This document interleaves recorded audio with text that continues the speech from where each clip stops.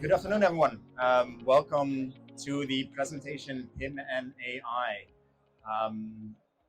Here in the Katana booth, I'll be giving a quick presentation, well, actually quite an in-depth presentation on how product information management is going to be influenced by artificial intelligence. Let me first introduce myself real quick. I'm one of the co-founders of PIMvendors.com. We do independent PIM advice. I'll give you some details later. But I've been working in the field of e-commerce for 10, 15 years and also doing PIM selections and PIM implementations and architectural advice. And today I'm going to talk about AI, which is sort of my hobby. So my hobby, as you can see, because I sort of fine-tuned the Stable Diffusion model on myself. This is done through HeyGen, all just commercial tools, no real technical knowledge needed. I'm involved in multiple startups, but let's go and get into the meat of the problem and see how we can teach you something about PIM and AI. So start with PIM, right? So what is product information management? PIM is both the process and the tooling in which we do the management of product data. So you have different sources that go into your PIM. That could be your ERP, that could be a data pool, that could be all kinds of product data going in. And then there's different sources that you want to sort of publish to. So downstream channels that you want to publish your products towards. It is the dedicated tool that makes this process as smooth as possible. And that product information management process has 3 distinct steps. So it starts with onboarding of data. All your data comes from somewhere. It needs to be cleansed. It needs to be transformed. You get dimensions in inches, needs to be transformed to centimeters. You then go and enrich it, right? So if you have mapped it to your own product data model, you want to enrich those products to be as nice and as commercially attractive as possible. You want to add videos, you want to add images, you want to add SEO texts, you want to add commercial texts, all that kind of stuff. That happens in the enrichment phase, and then you want to publish those products to your internal and external channels. So to a marketplace, to your e-commerce system, back to your ERP maybe. That all happens in the publishing phase. And then there's a workflow which sort of manages the different steps and gives you a dashboard, gives you tools to make that process as efficient as possible. Think about maybe defining a user that only has access to the German translations and giving that user a dashboard with all the products that have not been translated into German as of yet. So he or she can easily sort of go into those products and translate them. Or maybe for you as a manager to see how many of your products are fully enriched, how many are just long tail enriched, etc., etc. So we manage in PIM the product data model. The product data model is a multi-layer entity which sort of has the master data in the center. That is the basic product data. So that could be dimensions, that is the product number, the EAN, the GTIN. Basic product data is in the core of your product. Then around that is a layer of rich product data, the data you add in your PIM usually, like images, videos, rich text, all that stuff. And then that outer layer then has all the different interactions with other products. So upsells, cross-sells, spare part relationships, maybe commercial data that comes from your e-commerce system, reviews that you want to publish both on the app and on your e-commerce site. All that data, all those relationships are in that outer layer. And then, of course, we mentioned some of them already. How does PIM interact with all the 3-letter systems in your architecture? Some of you might have heard of MDM, Master Data Management, mainly relevant if you're managing complex multi-level organizations. It is very internally focused, very much focused on that master data, where PIM is mostly focused on commercial data and adding a rich product experience focused on the external channels. You have DAM, Digital Asset Management, for all your creative content, so your images, your videos, your 3D models. It is externally focused and it supports your PIM. Many PIMs have a DAM internally, have some DAM functionality internally, but maybe you have a lot of marketing content that you want to share across geographies, across channels, And then a DAM is really, really interesting and empowers you. Fourth, PLM, product lifecycle management. If you're a manufacturer, you might have products that are in various stages of development. So you don't want to clutter your ERP or your PIM with half-baked products. You do that in the PLM. Some PIMs have PLM functionality, so you can sort of have stages of products that are in your PIM, but usually PLM is a source of product data for the PIM. And then finally, the one you probably all know, the ERP, a transaction-based system, very internally focused.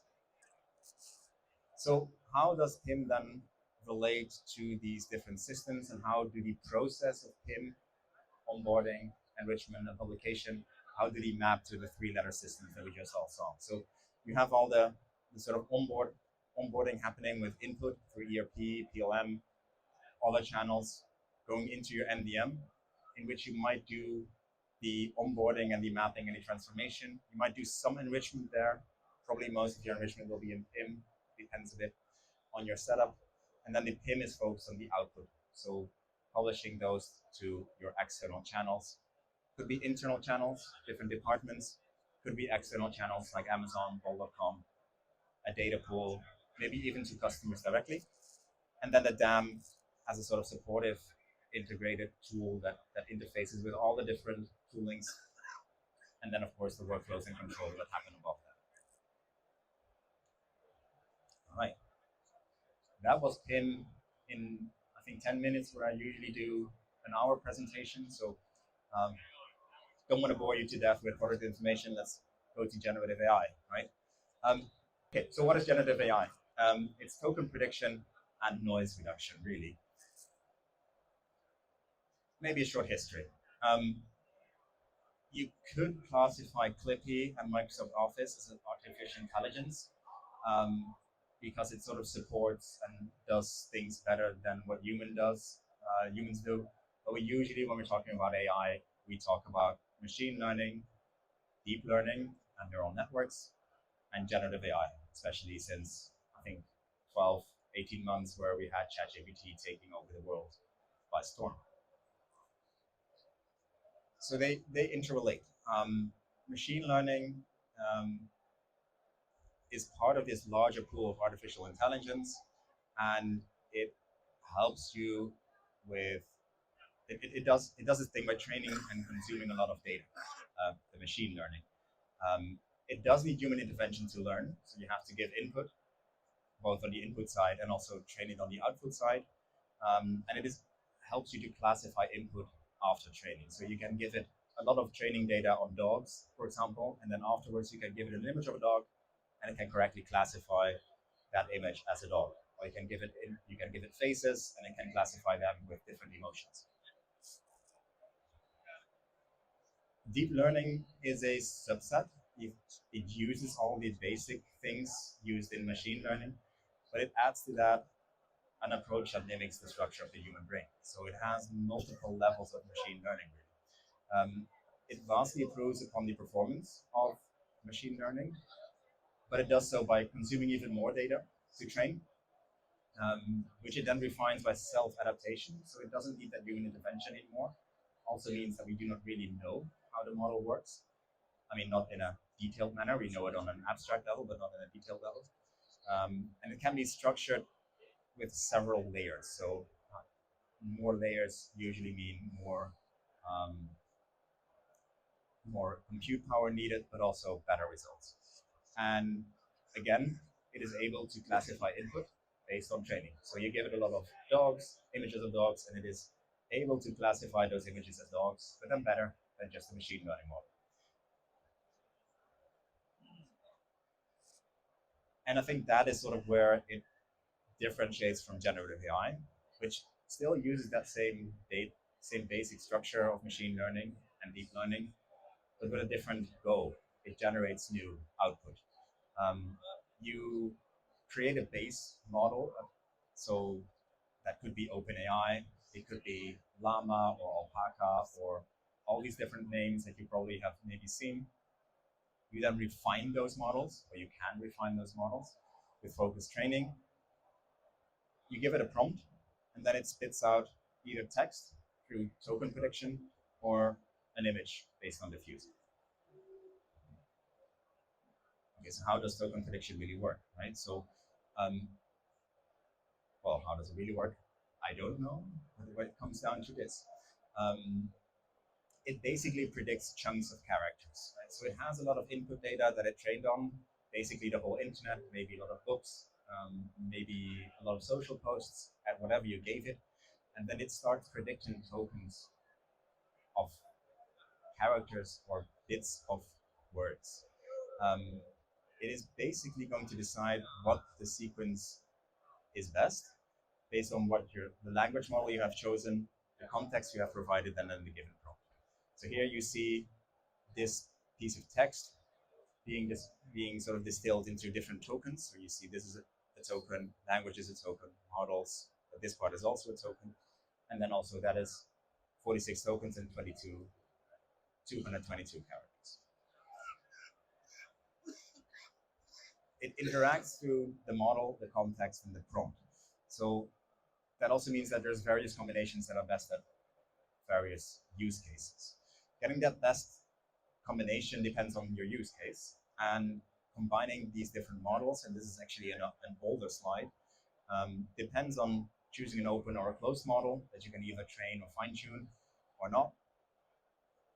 Picking a foundation model that best works for you, decide on whether you want to train or fine-tune it, decide on whether you want to use quantization or not, the context and how you vectorize that context, and then the prompts. And then again, there's very different ways of handling prompts. You can zero-shot them or do few-shot prompts. Hope I don't sound too much like abracadabra here. So here we move to diffusion. How does diffusion really work? There's a long answer, which I really do not know, and there's a short answer, which is it's complicated, but it comes down to this. It reduces noise, so it starts with a lot of noise, and then starts reducing that noise based on the prompt you have given, and basically matching the current iteration of your image with the text and the prompt that you have provided. So this is basically what happens. So you start with a very noisy image, and it starts to match it continuously towards the prompt, in this case, an image of a cat. For all practical purposes, though, you don't need to understand how it works, but how to influence the results, which is the chosen model. So there's different competing models here. How it is fine-tuned, so I used it to fine-tune it on my face, and how you prompt it, both by positive prompting and negative prompting. And I think that is also very interesting for PIM practices and product data, right? So all these images are AI generated, so you can probably sort of see immediately. But we're getting to that phase where you cannot discern the difference between what is real and what is fake. It's already amazing at creating backgrounds, but it is starting to become good enough for just creating product images. And you give it one image, and it basically spits out 6 images of your product used in different contexts. Again, that all depends on the model. So some models are better for bottles, right? Or for perfume bottles. Some are better for watches. Some may be better for fruits and vegetables. Finding the right model and finding the right combination of model and training and context and prompt, that all depends on your use case and, well, how much data you have and how much budget you have. Maybe also interesting is to understand why now, right? So we've seen a lot of news about AI in the past 12 months. 3 key factors have been driving that revolution. One is technology and user interface. I think we are currently there where finally we understand how to get the user interface right. So that isn't super technical, but we can have chat interfaces, which was basically the revolution we needed to get AI to work for users. Compute power and costs. So what you now see here is Moore's law in the past, well, 30 years, 40 years, for CPUs, but also for GPUs. And since we're now using GPUs to do most of the AI workloads, you can see how much performance we have seen and how much performance increase we have seen, and that drives down costs in the end. And then, of course, the human factor. I think also we were finally ready, right? We didn't have any cryptocurrencies to distract us. I think we were ready for a new wave of technology, and that was AI last year. Still is, I think. Okay, so how does those two worlds interact? PIM and product data, and then how does it interact with AI? Every step of the product data process, from onboarding, enrichment, and publication, maybe even workflow, are going to be heavily impacted by the use of AI. So onboarding, mapping, and mapping through taxonomies and cleansing of data, that is something that AI does really, really well. Enrichment, I think that the use case we all think of when we think about generative AI and product data is like, oh, you can create product descriptions or you can create product images real easily. And then, of course, the mapping of data when you do publication again, right? So you have your own product data model, but you need to map it to the Amazon product data model. Generative AI is really good at mapping to taxonomy. So you give it a certain text and you have it map it to the product data model of Amazon. So, well, let's go through those in turn. Yes, you can create new content, but as I said, it can easily map it to the taxonomy. An input can be an attribute like the length of a product or the color. It can be a full product description and all the different fields you have available, or it can even be just a URL. So let's see an example.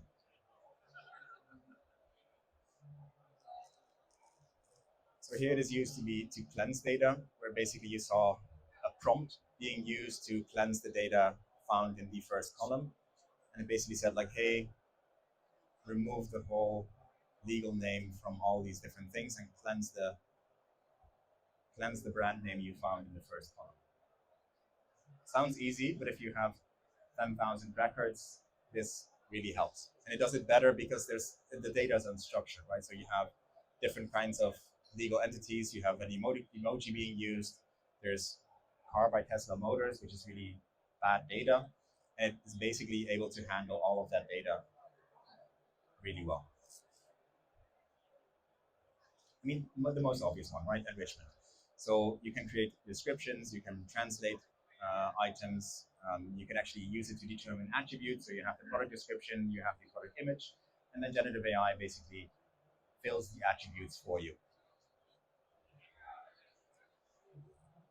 Here we have it used to do attribute completion, and unfortunately the resolution isn't really working with us, but here an AI tool or an AI assistant in a PIM is being asked to, based on the attributes, based on the copy and the description, define the attributes and define the right color. So here it is going to say, oh, actually the color is blue, and you need to add it to the attribute color field.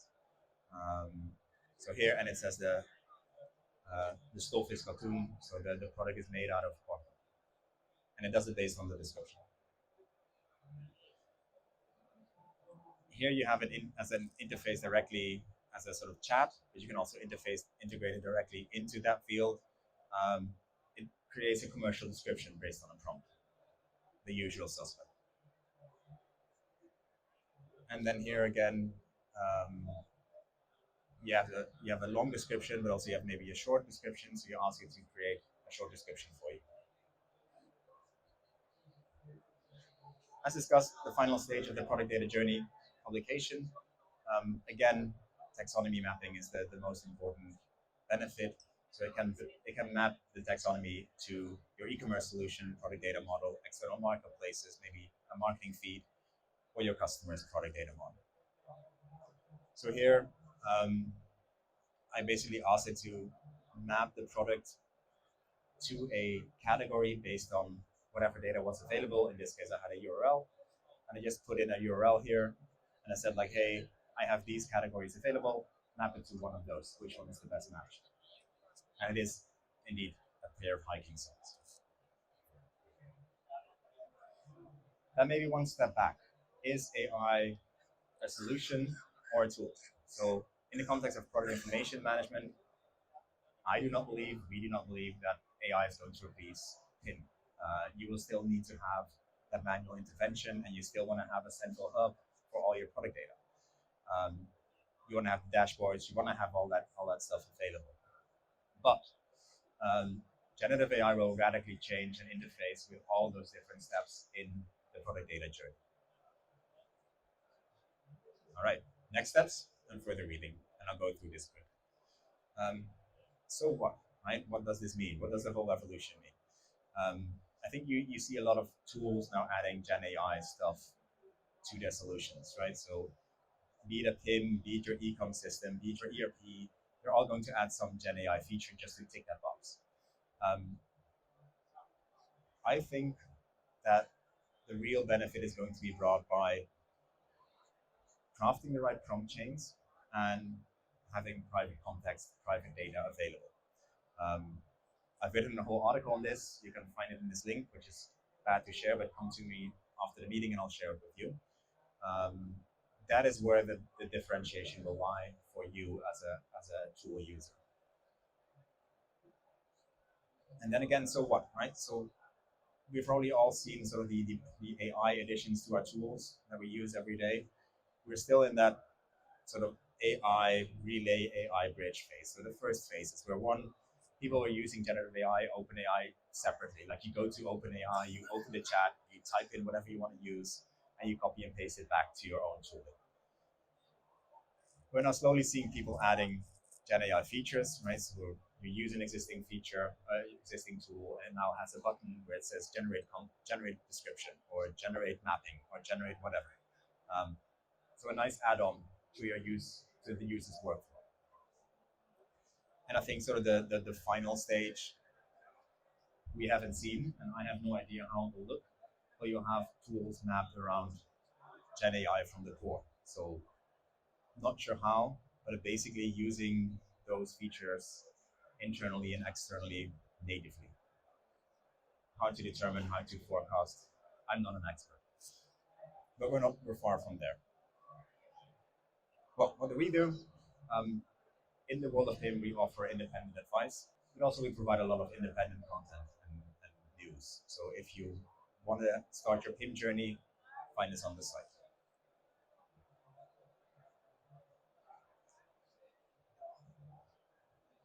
Yeah, we have a lot of nice customers. I would say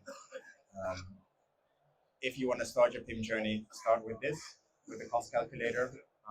Get a good feeling of how much budget you have to reserve if you want to implement a new PIM. And I think what we help you with is understand that it's not just about the license and it's not just about the implementation, it's total cost of ownership. So that also includes the design phase and the whole discovery phase. But also, I mean, you can implement the PIM this year, but if you don't invest in it in year 2, year 3, year 4, in 5 years, you'll have a PIM that doesn't work for you anymore.